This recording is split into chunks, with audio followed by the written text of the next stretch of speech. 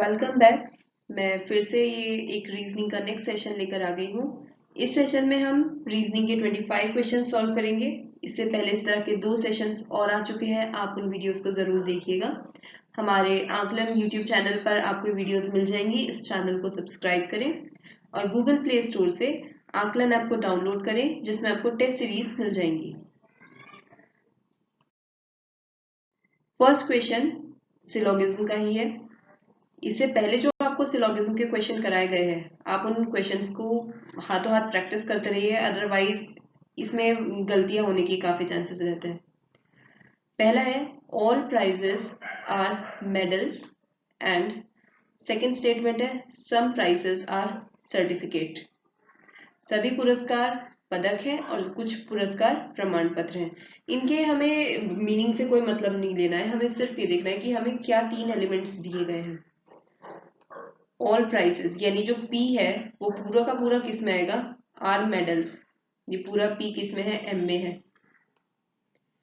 दूसरा है सम prices are certificate, यानी P का कुछ हिस्सा सर्टिफिकेट में है। इस तरह से ये बन जाएगा। अब कंक्लूजन, इसके निष्कर्ष पढ़ते हैं। सम सर्टिफिकेट आर प्राइजेस, कुछ C P में है, हाँ बिल्कुल है ये वाला एरिया।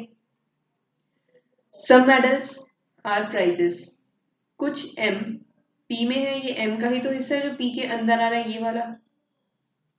फर्स्ट भी ठीक है, सेकंड भी ठीक है। सम सर्टिफिकेट्स आर मेडल्स, कुछ सर्टिफिकेट मेडल है, सर्टिफिकेट और मेडल के बीच में ये एरिया ओवरलैप कर रहा है, ये भी ठीक है। नॉर्मली जो सम वाले होते हैं वो फिर भी इजी रहते हैं निकालने के लिए, जब दिक्कत तब आती है जब सम नॉट आ जाता है तो हमें ध्यान देना होता है। तो इसमें तीनों ही कंक्लूजन, इसके तीनों निष्कर्ष सही हैं। इसका आंसर हो जाएगा सी, और कंक्लूजन फॉलोज। फर्स्ट स्टेटमेंट है सम एनिमल्स आर एलिफेंट्स, और सेकंड है सम एलिफेंट्स आर टाइगर। एक तरीका तो इसको बनाने का ये हो सकता है कि एनिमल का कुछ हिस्सा एलिफेंट में है और एलिफेंट का कुछ हिस्सा टाइगर में है। लेकिन इसका एक और तरीका क्या हो सकता है, पहले भी आपने ये वाले क्वेश्चन सॉल्व किए हैं कि सम एनिमल्स आर एलिफेंट, ए का कुछ हिस्सा ई में है, लेकिन सम एलिफेंट्स आर टाइगर। ये जो ई का हिस्सा टी में है, जरूरी नहीं है इधर जाए, हो सकता है ये यहाँ पर हो, यानी इसमें से कॉमन भी हो, ये भी पॉसिबल है। तो ये हो जाएगा टी, टाइगर का। पहला कंक्लूजन है इसका निष्कर्ष, सम एनिमल आर टाइगर। अब यहाँ पे देखो, एनिमल का टाइगर के साथ कोई डायरेक्ट रिलेशन तो नहीं दे रखा, एनिमल का एलिफेंट के साथ है और टाइगर का भी एलिफेंट के साथ है। तो मैं ये 100% श्योर तो नहीं कह सकती, डाउटफुल है कि क्या एनिमल्स टाइगर होंगे। लेकिन अगर मैं दोनों केसेस को देखूं, पहले केस में मैं कहूंगी कि नहीं होंगे, एनिमल ए अलग है और टी बिल्कुल अलग है। पर दूसरे केस में मैं कहूंगी कि हाँ है, कुछ तो ए का हिस्सा टी में है। फिर दूसरा निष्कर्ष पढ़ते हैं, no tiger is an animal, यानी कि टी का कोई भी हिस्सा ए में नहीं है। ये मेरा, ये अगर मैं दूसरा निष्कर्ष देखूं तो ये पहले में तो एकदम सही हो रहा है कि हाँ ए अलग है और टी अलग है, लेकिन यहाँ पर ठीक नहीं हो रहा। दूसरे निष्कर्ष, दूसरे डायग्राम में, इस वेन डायग्राम में क्या है, टी का कुछ हिस्सा ए में कॉमन है, तो ये सही नहीं हो रहा। पर एक बार में एक ही तो डायग्राम हो सकता है, या तो फर्स्ट केस ही होगा या सेकंड केस ही होगा। ऐसा नहीं है कि दोनों ही करेक्ट होंगे एक टाइम पर। इसके लिए हम क्या इसमें आंसर लगा देंगे, ईदर 1 और 2। इसका मतलब इसका कौन सा हो जाएगा, बी, बी करेक्ट हो जाएगा। पहले भी मैंने आपको एक चीज बताई है कि जब ऐसे लिखा हो सम ए आर बी, इसकी कुछ चीजें फिक्स रहती हैं। जो जो रूल्स मैं आपको खास तौर पे बताती हूँ उन्हें तो आप जरूर याद करें, उससे आपको टाइम भी नहीं लगेगा और जल्दी सॉल्व हो जाएगा आपका answer. Some A are B और नो ए इज बी, जब ऐसा हो कि ए का कुछ हिस्सा तो बी में है और दूसरा का निष्कर्ष कह रहा हो कि ए बिल्कुल भी बी में नहीं है, इस केस में हमेशा याद रखना ईदर और ही लगता है, यानी कि ये चीजें तो कॉमन है। ये मैंने पहली रीजनिंग की वीडियो में कराया था ये वाला, उसको आप जरूर एक बार फिर से देखें। तो ए का कुछ हिस्सा बी में है और यहाँ हम कह रहे हैं बिल्कुल भी ए बी में नहीं है, ये दोनों एक टाइम पर करेक्ट नहीं हो सकते, इन दोनों में से एक ही ठीक हो सकता है एक टाइम पर, इसलिए आइदर 1 और 2। यहाँ पर भी वही दोनों डायग्राम्स बता रखे हैं जो मैंने आपको पीछे एक्सप्लेन किया। यहाँ पर पहला स्टेटमेंट है some all cars are trucks, और दूसरा स्टेटमेंट है सम बसेस आर कार्स। सभी कारें ट्रक हैं, और दूसरा कहा है कुछ बसें कार हैं। ये हो गया कार का, सबसे पहले आ जाएगा पूरा ट्रक में है क्योंकि ऑल का है। फिर दूसरा स्टेटमेंट कहता है कुछ बस कारें हैं, यानी कि कार का कुछ हिस्सा बस में आना है, तो सी का कुछ हिस्सा मुझे अलग से चाहिए बी में, ये ऐसे बन जाएगा। बीच वाला क्या है, कार। फर्स्ट स्टेट, इसका कंक्लूजन पढ़ते हैं। ऑल कार्स आर बसेस, सभी कारें बस हैं। क्या कार पूरा का पूरा बस में आ रहा है? बिल्कुल भी नहीं आ रहा, फर्स्ट तो हो ही नहीं सकता। सम बसेस आर ट्रक्स, बस का कुछ हिस्सा ट्रक में है, बिल्कुल, ये तो क्लियरली विजिबल है, सेकंड तो ठीक होगा। ऑल ट्रक्स आर बस, सभी ट्रक बसें हैं, बिल्कुल भी नहीं, क्योंकि ट्रक अलग है और बस अलग है। कुछ चीजें तो कॉमन है, ऑल की जगह सम होता तो ये सही होता। इसका कौन सा आंसर सही होगा? सिर्फ और सिर्फ दूसरा निष्कर्ष। पहला भी गलत है, तीसरा भी गलत है, ओनली 2, तो आंसर आ जाएगा सी।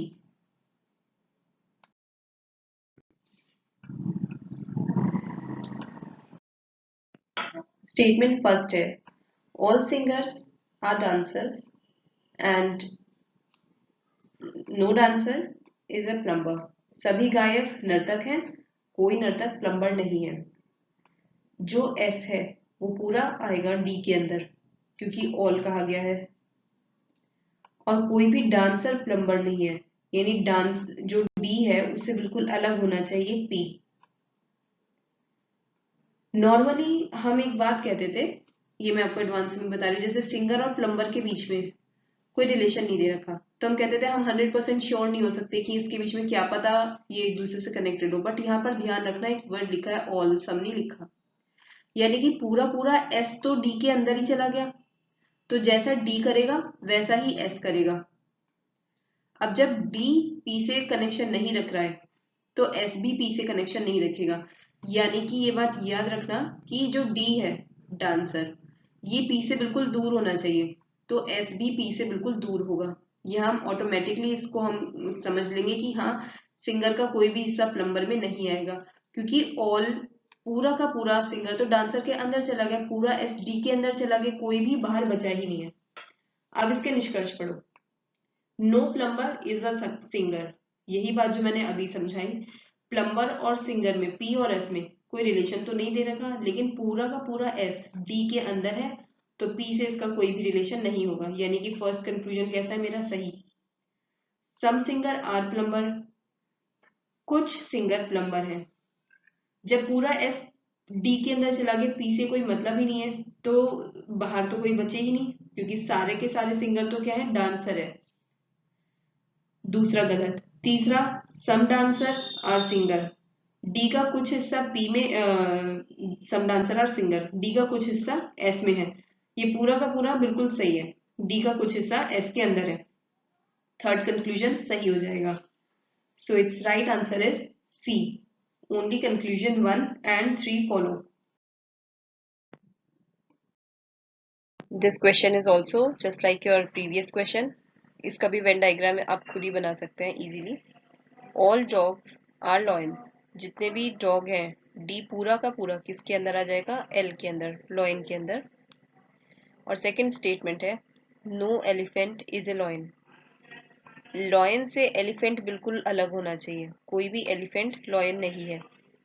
यहाँ भी आप इस बात का ध्यान रखेंगे, वैसे तो डी और ई, डॉग और एलिफेंट में कोई डायरेक्ट रिलेशन नहीं दे रखा, लेकिन क्योंकि ऑल है यहाँ पर, पूरा का पूरा डॉग तो लॉयन के अंदर चला गया है, तो जैसा लॉयन का रूल होगा वैसा ही हम डॉग के लिए फॉलो करेंगे।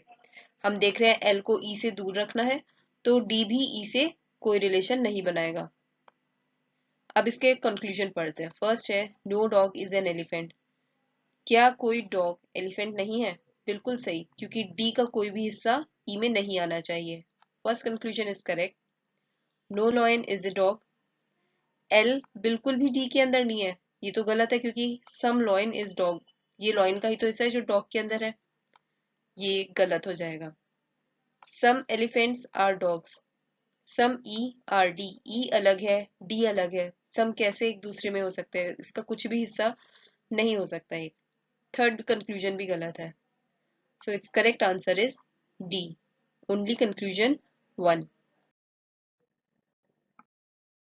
Which of the following figure is the correct mirror image of the given figure? इन निम्नलिखित में से दी गई कौन सी आकृति दी गई प्रश्न आकृति का सही दर्पण प्रतिबिंब है? लास्ट सेशन में हमने प्रैक्टिस की थी वाटर इमेज की। वाटर इमेज में हम क्या करते थे, जो भी इमेज है उसके नीचे हम उसको ऑपोजिट करके देखते थे कि वो किस तरीके से बनेगा। ये जो मिरर इमेज वाले क्वेश्चन है दर्पण प्रतिबिंब, इसमें देखा जाता है कि जो आपका मिरर है वो किस साइड रखा है, लेफ्ट साइड या फिर राइट साइड। उसी के हिसाब से ही हम जो भी अपना इसमें दे रखा होता है फिगर, उसको हम देखते हैं कि वो पलट के किस तरीके से बनेगी। सबसे पहले आप लाइन से शुरुआत करें क्योंकि लाइन सबसे आसान होती है। मिरर के हिसाब से ये इस तरीके से बन जाएगी। फिर ट्राइंगल देखें, ऊपर आएगा ये ब्लैक वाला ट्राइंगल और उसके बाद आएगा ओपन ट्राइंगल। ऐसे ही नीचे ये इस तरीके से बनेगा, पहले ओपन ट्राइंगल और उसके बाद ब्लैक ट्राइंगल। तो ये कौन सा फिगर हो जाएगा आपका, ए। खुद ही देख सकते हैं कि बी क्यों नहीं होगा, क्योंकि इसमें इन्होंने पहले ओपन ट्राइंगल लिख दिया है। सी और डी तो बिल्कुल ही गलत है। इस तरीके से आप इन्हें सॉल्व कर सकते हैं। इस क्वेश्चन में भी हमसे मिरर इमेज ही कही गई है। एक हमने ये एम एन इस लाइन पर एक मिरर रख दिया है। हमें बताना है कि इस पूरे जो ये वर्ड है इसकी मिरर इमेज क्या होगी। अगर आप ध्यान से देखें तो बहुत ही एक फेमस वर्ड है ये। एम की सेम रहेगी, यू भी सेम रहेगा, एम भी सेम रहेगा। फिर ये क्या है, B, then A and I will remain same, ये बन गई मुंबई। आंसर सही क्या हो जाएगा, D. Identify the diagram that correctly represents the relationship between illiterates, poor people and unemployed. ये तीन कैटेगरी के लोग हैं, निरक्षर, गरीब तथा बेरोजगार। हमें इनमें से कौन सा इसको सही डायग्राम फिट करेगा वो देखना है। ना तो ये तीनों पूरी तरह से अलग हो सकते, तो सी तो बिल्कुल भी नहीं होगा। डी में क्या है कि दो में तो रिलेशन है, फिर दो में है, लेकिन कोई से दो ऐसे हैं जिनमें कोई ऐसा रिलेशन ही नहीं है, तो ये बिल्कुल नहीं है। एक्चुअली ये तीनों ही कैटेगरी इस तरीके की है कि कुछ इलिटरेट्स हमारे, अगर मैं इसको कहूँ बी को, कुछ इलिटरेट्स हमारे पुअर भी हो सकते हैं, कुछ पुअर हमारे अनएम्प्लॉयड भी हो सकते हैं और कुछ अनएम्प्लॉयड हमारे इलिटरेट भी हो सकते हैं। क्योंकि तीनों ही कैटेगरी आपस में मिल भी सकती हैं कि कोई इंसान निरक्षर भी हो, गरीब भी हो, बेरोजगार भी हो, और कोई दो भी एक बार में ट्रू हो सकते हैं। और ये इंडिपेंडेंट भी हो सकते हैं कि वो पुअर तो है लेकिन हो सकता है वो अनएम्प्लॉयड या इलिटरेट ना हो। इस तरीके से इसका सही आंसर होगा B. Select the Venn diagram that best represents the relationship between the following classes: star, sun और मरकरी। एक तारा, एक सूर्य और बुध जो ग्रह है, इसके बीच में हमें सही वेन डायग्राम बताना है कौन सा होगा। सन इज ए स्टार, ये लाइन आपको जरूर पता होगी कि जो सन होता है वो भी अपने आप में एक स्टार है। स्टार एक अपने आप में पूरी कैटेगरी है, लेकिन सन उसी का ही एक हिस्सा है। तो सन इज ए स्टार, इस बात को ध्यान रखते हुए मुझे ध्यान रखना है सन पूरी तरह से स्टार के अंदर आएगा। लेकिन mercury is a planet, mercury तो एक ग्रह है और ग्रह तो बिल्कुल ही अलग कैटेगरी है, वो कोई प्लैनेट नहीं है। तो इसलिए इसका सही आंसर क्या बनेगा, D. In the following figure how many educated people are unemployed. इस दिए गए डायग्राम में कितने शिक्षित लोग कार्यरत हैं। यानी हमें एजुकेटेड वाला और एम्प्लॉयड ये दो हमें देखने हैं कि ये कैटेगरीज कहाँ कहाँ है। यहाँ पे देखो आपको बता रखा है जो ट्राइंगुलर रिप्रेजेंट कर रहा है एजुकेटेड पीपल को, जो शिक्षित लोग हैं। स्मॉल सर्कल जो है वो बैकवर्ड पीपल को, और जो लार्ज सर्कल है वो एम्प्लॉयड यानी कि कार्यरत लोगों को। और हमें ये इन दोनों में से देख रहे हैं, एजुकेटेड वाले में से और एम्प्लॉयड वाले में से। इनमें जो कॉमन होगा वही हमारा आंसर है। यानी स्मॉल सर्किल तो हमें देखना ही नहीं है। जो 8 यहाँ पे लिखा है, ये 8 तो सिर्फ और सिर्फ एजुकेटेड है। जो 7 लिखा है वो यहाँ सिर्फ और सिर्फ एम्प्लॉयड है, तो ये दोनों नहीं होंगे।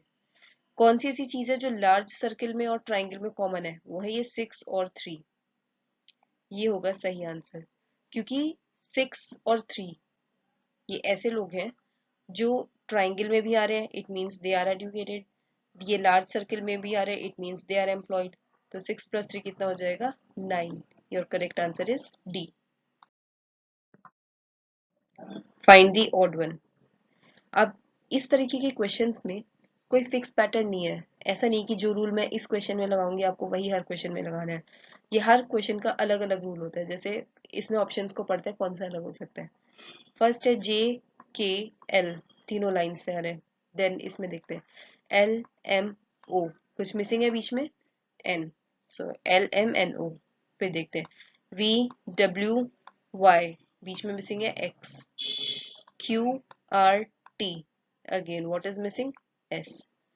तो क्या पता चल रहा है कि ए वाला ऑड वन है क्योंकि उसमें तीनों चीजें लाइन से आ रही हैं, लेकिन बी सी और डी में कुछ कॉमन है कि 2 लेटर्स शुरुआत के अल्फाबेट तो साथ आ रहे हैं, फिर एक छोड़कर तीसरा आ रहा है। इसीलिए इसमें जो ऑड वन आउट है वो है A, J K L.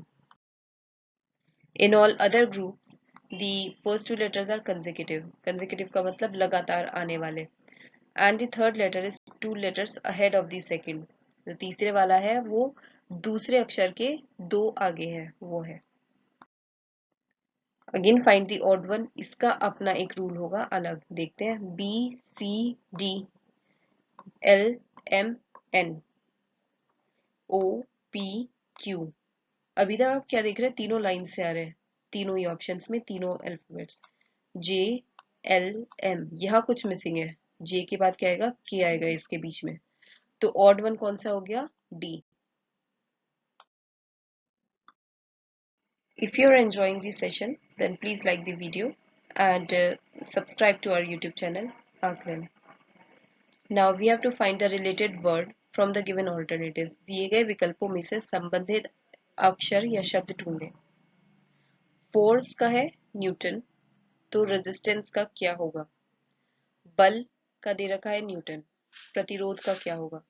Physics में जो हमारे ये एक ये यूनिट होती है न्यूटन, किसकी यूनिट होती है? फोर्स की। ऐसे ही जो रेजिस्टेंस होता है, प्रतिरोध, इसकी यूनिट क्या होती है? इसकी यूनिट होती है ओम। और ओम कहाँ पर है? इसमें डी। इस तरीके से हमें ढूंढना है कि इसमें क्या रिलेशन एस्टेब्लिश हो सकता है। इसका आंसर हो जाएगा D. Select the related word from the given alternatives. इसमें है आर्कियोलॉजी आर्टिफैक्ट्स, और यहाँ पर है क्रेनियोलॉजी का क्या होगा? पुरातत्व को कलाकृतियों से जोड़ा है, तो क्रेनियोलॉजी क्या होगा? लॉजी शब्द जो भी होता है, यहाँ पर भी है क्रेनियोलॉजी आर्कियोलॉजी, क्या होता है? Study of. इसका मतलब ये होता है कि स्टडी ऑफ। तो आर्टिफैक्ट यानी कि जो कलाकृतियां हैं उनकी पढ़ाई को क्या कहते हैं? पुरातत्व, आर्कियोलॉजी। तो क्रेनियोलॉजी किसकी पढ़ाई को कहते हैं? स्कल की पढ़ाई को। जो हमारे शरीर में जो खोपड़ी वाला हिस्सा होता है उसको स्कल की पढ़ाई को कहते हैं craniology. If a person walks in straight line for 8 meter towards west from point R, यदि कोई व्यक्ति बिंदु R से पश्चिम की ओर 8 मीटर तक एक सीधी रेखा में चलता है, तो वह निम्नलिखित में से किस बिंदु को सबसे पहले पार करेगा? Which of the following points would he cross the first? ये है पॉइंट R। यहाँ से वेस्ट की तरफ में वो चलना शुरू करता है। इसका वेस्ट किधर होगा? ये नॉर्थ, साउथ, ईस्ट और वेस्ट, ये पश्चिम की ओर। पश्चिम की ओर जब वो चलना शुरू करेगा 8 मीटर, तो सबसे पहले किस पॉइंट को क्रॉस कर रहा है? 8 तो इससे आगे है, लेकिन क्रॉस किसे कर रहा है? पहले एस को। इसका सही आंसर हो जाएगा D, S point. After walking 6 kilometre I turned to the right and then walked 2 kilometre. 6 kilometre चलने के बाद मैं दाईं ओर मुड़ा। अब यहाँ पर ये नहीं बताया गया है कि किस डायरेक्शन से वो चलना शुरू करा है। हम कुछ भी बना सकते हैं।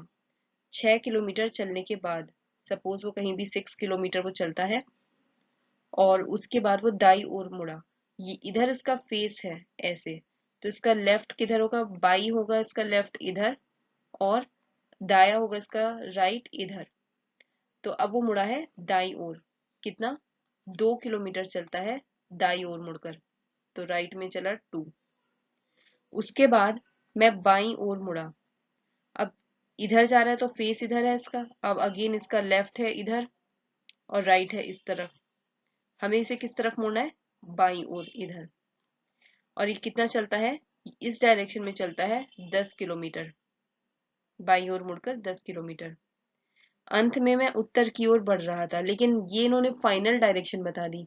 ऐसे भी क्वेश्चन होते हैं, लास्ट क्वेश्चन में आपको इसकी इनिशियल डायरेक्शन दे रखी थी, इस क्वेश्चन में आपको इसकी फाइनल डायरेक्शन दे रखी है कि अब वो जिस डायरेक्शन में जा रहा है, ये जो लास्ट इसका 10 किलोमीटर वाला है, this is the north direction. तो मैंने अपनी यात्रा किस दिशा से शुरू की, from which direction did I start my journey, कहाँ से शुरू किया होगा, ये तो बिल्कुल ठीक बना है, इसके हिसाब से ये क्या हो जाएगा, साउथ, यानी उसने दक्षिण से अपनी यात्रा शुरू की थी, ए ऑप्शन।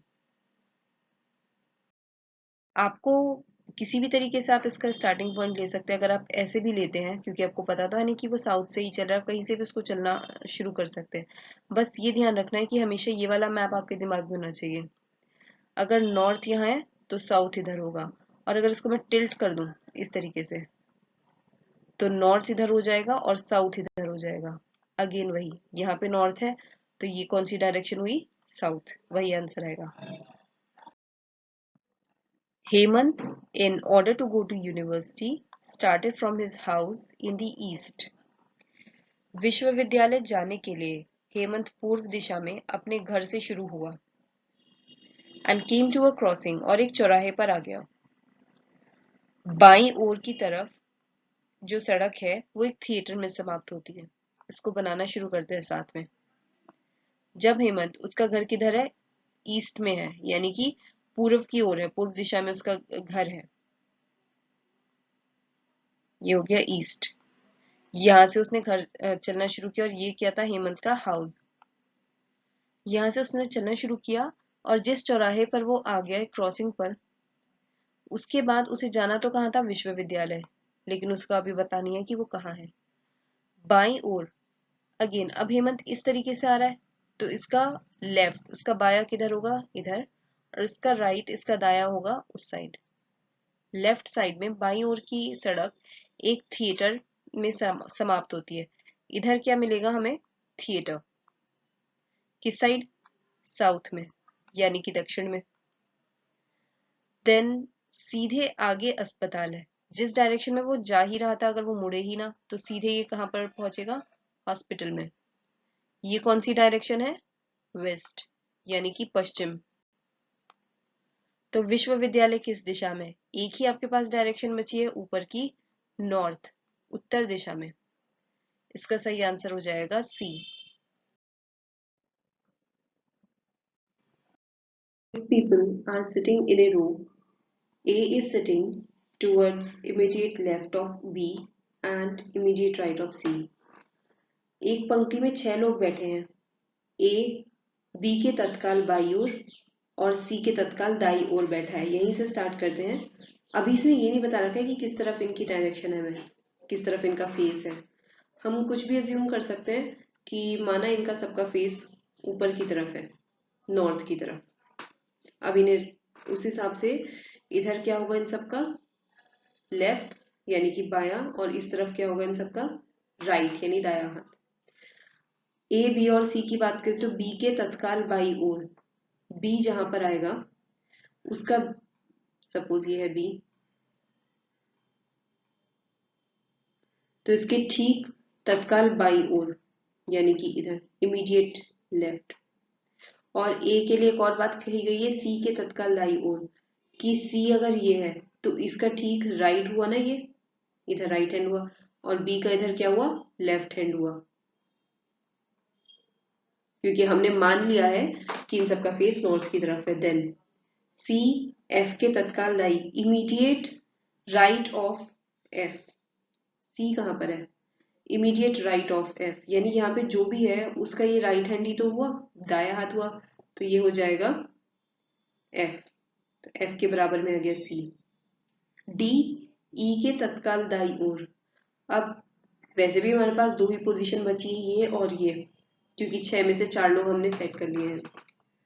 डी कहाँ बैठा है? ई के ठीक दाई ओर, यानी ई जहां भी होगा उसके इमीडिएट राइट में इधर होगा डी। पर मुझे ये पता नहीं है ये ई और डी का पेयर यहाँ स्टार्टिंग में आएगा या फिर ये भी हो सकता है बी के इस तरफ हो। ये कैसे कंफर्म होगा? इस लास्ट लाइन से। डी के लिए लिखा है जो कि एफ के बाई ओर बैठा है, यानी जो डी है वो एफ के लेफ्ट हैंड पर बैठा है। तो इससे पता लग जाता है ई और डी की पोजीशन किधर है, इधर है। ये हो गया ई और ये आ गया डी। इससे आपका पूरा सिटिंग अरेंजमेंट बन जाता है। अब देखते हैं क्वेश्चन क्या पूछा गया है। कौन से दो लोग केंद्र में बैठे हैं? Which two people are sitting in the centre? कौन है दो जो बीच में बैठे हैं? एफ और सी। सही आंसर हो जाएगा इसका C option. F and C are sitting in the centre. यहाँ पे हमको नंबर पैटर्न बताना है। 132 का 660 अगर है तो 726 का क्या होगा? इसमें कोई फिक्स पैटर्न तो होता नहीं है, तो हमें खुद ही देखना होता है इसमें क्या कॉमन है। अगर देखें तो 11 दोनों में कॉमन दिख रहा है। 11 मल्टीप्लाई बाय 12 होता है 132 और 11 मल्टीप्लाई बाय 60 हो जाएगा 660। और अगर मैं 726 को भी 11 से डिवाइड करके देखती हूँ तो आ जाएगा 11 इंटू 66। अब इसमें एक चीज हमें क्या ध्यान देनी है कि किस तरीके से पैटर्न बदल रहा है। 12 से 11 तो कॉमन ही है, तो 12 से 60 कैसे आया? 12 5 टाइम्स, 12 5 जा 60, यानी कि जो दूसरा नंबर है उसमें या तो पूरे नंबर में 5 मल्टीप्लाई कर दो या फिर जो भी अलग नंबर है उसमें। सिमिलरली यहाँ पर आपको करना है 66 पे आप 5 की मल्टीप्लाई करोगे तो ये आपका आ जाएगा 330। ये तो हमारा खाली वो नंबर निकल कर आया जो इसे 5 मल्टीप्लाई करके आगे है, लेकिन इसमें जब हम 11 की मल्टीप्लाई कराएंगे तो हमारा आंसर आ जाएगा and that will be 36 30। Your answer is C.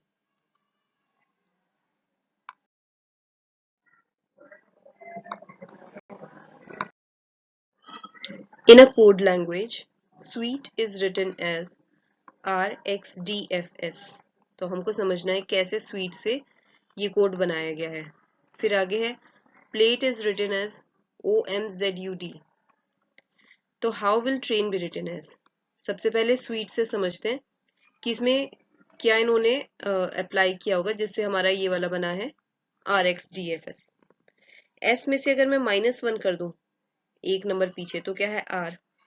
W से एक नंबर आगे X, E से एक नंबर पीछे D, E से एक नंबर आगे F और T से एक नंबर पीछे S।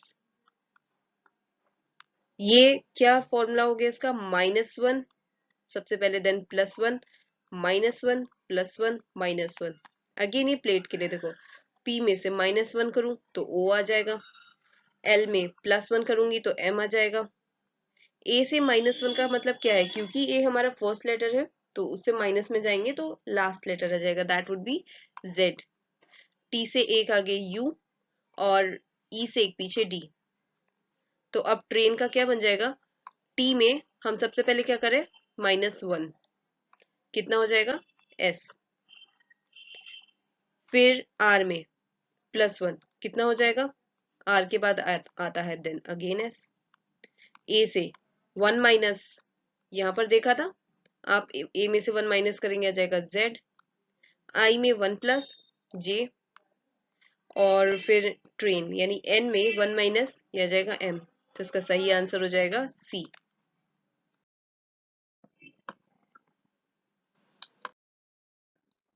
If plus means multiply, minus means divide, इसमें आपको क्या करना होता है? कुछ भी एक एक्सप्रेशन है उसमें उसके ओरिजिनल सेंस पे नहीं जाना। जैसे ये है 2 + 12, तो प्लस की जगह क्या लिखो? मल्टीप्लाई। क्योंकि हमें यहाँ पर बताया गया है। Then -2, minus means divide.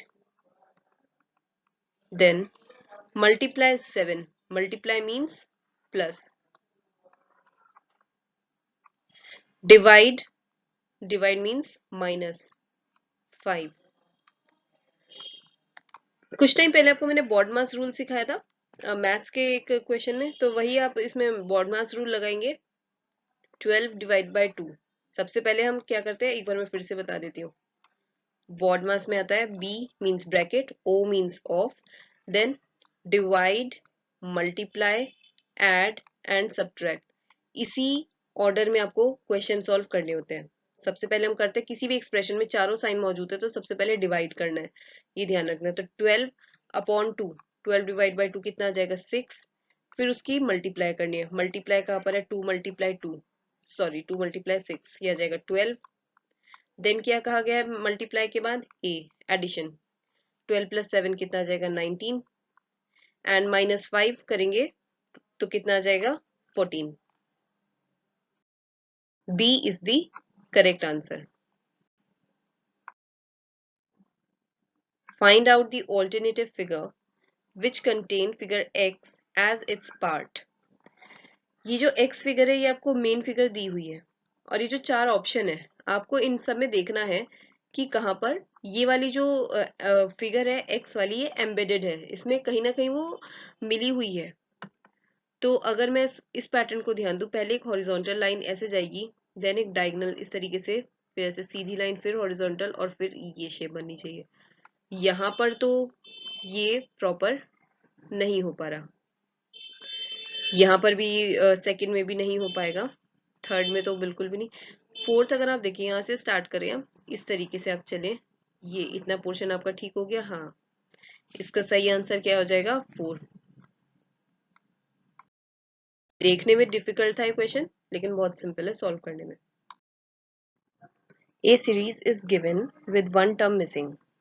You have to choose the best alternative from the given options. एक अनुक्रम दिया गया है आपको, उसमें से आपको बताना है कि यहाँ पर क्या नंबर आएगा, क्या अल्फाबेट्स आएंगे। D F क्या है, यहाँ पर एक मिसिंग है E। G J कितना मिसिंग है, H और I 2। K M कितना मिसिंग है 1। L N के बाद क्या है O P Q, यानी कि बीच में 2 मिसिंग है। R और T के बीच में एक S मिसिंग है, तो यहाँ पर एक ऐसा आना चाहिए जिसमें 2 मिसिंग हो। अब ऑप्शंस देखते हैं। E से हम I तक चले, F G H 3 का आ रहा है, गलत है। U से X तक चलते हैं, V W ठीक है। U से V तक, ये तो बिल्कुल नेक्स्ट ही है, और X Y भी इमीडिएट है, तो इसका सही आंसर हो जाएगा B। UX is the correct answer. In the following question, select the missing number from given series 5 9 26 dash 514 3083। 5 में अगर मैं 5 से 9 कैसे आ सकती हूँ, 5 मल्टीप्लाई 2 10 -1 9 आया। फिर 9 में अगर मैं 3 मल्टीप्लाई करूँ, 9 3 जा 27 -1 26 आया। आपको खुद ही ये प्रैक्टिस करते करते देखना पड़ता है नंबर सीरीज वाले क्वेश्चन में कि कौन सा पैटर्न यहाँ पे सूट हो सकता है। 26 के बाद पता नहीं यहाँ पर क्या आएगा, लेकिन 26 में अगर मैं ये मानूं कि एक और बड़ा नंबर मल्टीप्लाई करूं, यहाँ पर 2 था देन 3 हुआ, तो 4 से मल्टीप्लाई करके देखते हैं इसको, ये हो जाएगा 104 -1 103। अब इसे कंफर्म कर लेते हैं कि क्या यही नंबर आएगा, तो 103 में क्या मल्टीप्लाई करना चाहिए 5, और ये हो जाएगा 515 -1 514। ऐसे ही आप नेक्स्ट नंबर भी मल्टीप्लाई कर सकते हैं, 514 में 6 मल्टीप्लाई और फिर -1 करके, तो इसका सही आंसर हो जाएगा बी 103।